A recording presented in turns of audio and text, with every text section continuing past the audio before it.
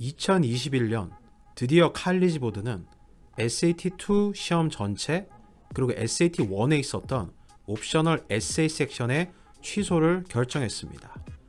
우리 학생들은 앞으로 어떻게 대입을 준비하면 될까요?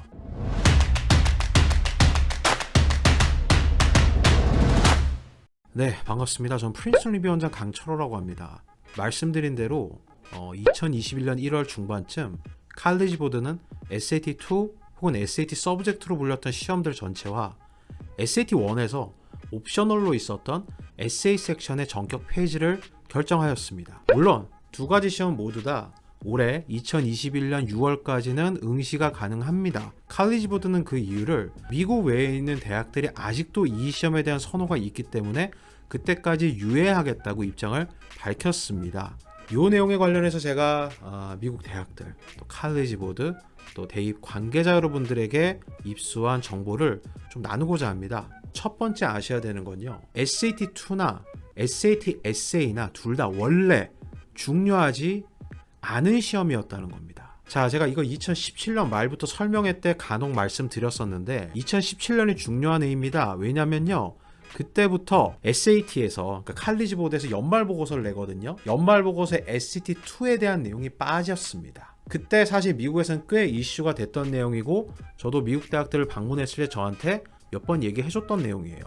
그러니까 SAT2는 꽤 많은 인기가 있었고, 저도 대학 갈 때, 제가 한 20년 전에 대학 준비할 때 저는 무려 4개나 봤었거든요. 그 다음 SAT 에세이는 자 2018년 19년까지는 UC를 비롯한 몇 개 학교에서 리콰이어 하긴 했습니다만은, 올해 들어서 SAT 에세이를 리콰이어하는 학교는 미국 내에서는 거의 없다고 보셔도 되거든요. 물론 싱가포르나 홍콩, 한국 대학들은 에세이가 들어간 시험을 요구하긴 했었어요. 자, 왜 그러냐면요, 이 시험에 대한 수요와 공급에 문제가 생긴 이유는요, 이 시험을 잘 본 애들이, 예를 들어서 SAT 서브젝트에 케미스트리 800점 받은 애를 뽑아놨는데 얘가 케미스트리를 잘 못한다는 겁니다.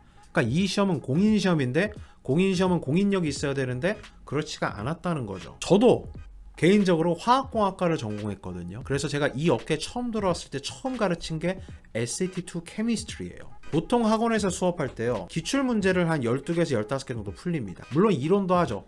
하지만 기출문제 12개에서 15개 정도 풀리면요, SAT2는 굉장히 문제은행적인 성격이 너무 강해요. SAT1보다 훨씬 강하기 때문에 똑같은 문제가 거의 출제가 됩니다. 그래서 학생들은 사실은 이론을 익히고 케미스트리에 대한 능력을 키운다기보다는 더 많은 기출문제를 풀고 더 많은 팁들 있죠, 꼼수들, 그거에 집중해왔던 게 사실이에요.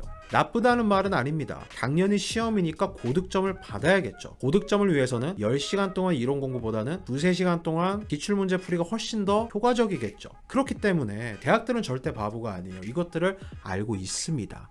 그래서 막상 뽑아놨더니 그치, 어떻게 준비했는지 우리가 아는데, 그렇게 해서는 대학의 케미스트리, 대학의 화학에 적용하기 힘들었을 텐데. SAT 에세이도 마찬가지입니다. SAT 에세이는 여러분 풀어보신 분들은 아시겠지만 굉장히 좋은 섹션이에요.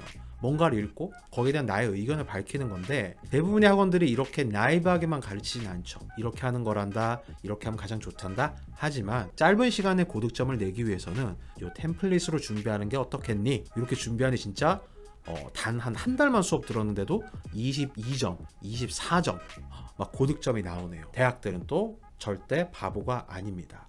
이렇게 에세이를 준비한 학생들 고득점이라고 뽑아놨더니 대학 와서 에세이를 못 쓰는 거예요. 대학 에세이의 템플릿이 어디 있습니까? 나의 의견을, 나의 인사이트를 글로 밝힐 수 있는 능력을 갖춰야만 하는 걸요. SAT 서브젝트 의미 없고 SAT 에세이 의미 없는 지 꽤 된 거 아는데, 그러면 학생들의 예를 들어서 SAT 2캠에서 원래 genuinely 보여줘야 했던 케미스트리적인 능력과 SAT 에세이에서 보여줘야 되는 에세이를 작성할 수 있는 능력은 도대체 어떻게 보여주면 되느냐? 첫 번째는 AP가 있겠죠. 여기서 말하는 AP는 5월 시험이 아닙니다. 5월 시험이 중요하지 않다는 말씀이 아니고요, 5월 약 3시간 동안 시험에서 발휘되는 케미스트리보다는 1년 내내 AP 케미스트리에서 랩도 하고 랩 리포트도 쓰고 선생님과 커뮤니케이션도 하고 시험도 보는 능력이 훨씬 더 중요하겠죠. 그래서 여러분들 어려운 수업, 특히 대학 수업, AP라든가 듀얼 인롤먼트라든가 뭐 IB 하이 레벨이라든가 이런 데서 받는 학교 내에서 받는 그레이드가 훨씬 더 중요해졌다는 거죠. 그리고 에세이 능력은 어떻게 판단할 수 있냐? 에세이는 이제 두 가지로 판단할 겁니다. 첫 번째, 칼리지 에세이죠. 메인 에세이, 서플리멘터리 에세이, 그다음 추가적으로 주어지는 short answer question들이요. 뭐 이거에 대해서 제가 긴 말하지 않겠습니다. 제가 이거 얘기하면 정말 몇 시간도 얘기할 수 있거든요. 두 번째로 판단할 수 있는 방법은 요즘 대학들이 많이 쓰는 건데 실제 히스토리 시간이라든가 잉글리시 하이스쿨 코र्스에서 썼던 에세이 하나를 첨부하라고 시키는 거예요. 진짜 리얼타임에 썼던 에세이를 한번 보고 싶다는 거죠. 그러니까 여러분들 진짜 에세이를 잘 쓰려면요 많은 훈련이 필요해요. 어렸을 때부터 물론 뭐 우리가 많이 강조하는 독서라든가 또 크리티컬하게 띵킹하는 거라든가 근데 이런 부분들도 물론 학원 내에서 여러분들 genuinely 제대로 준비할 수 있습니다. 그러니까 SAT2나 SAT 에세이가 없어졌다 해가지고 우리가 인생이 편해졌다고 생각하신다면은 네 정말 오산이시고요. 칼리지 에세이라든가 아니면 학교 내에서 쓴 에세이들 또 학교 내에서 듣는 어려운 수업들에 조금 더 집중하셔야 됩니다. 대학들은 그거에 이제 조금 더 포커스를 둘 거예요. 요거 명심하시고 대입 준비하시는데 차질 없으시길 바라겠습니다. 감사합니다.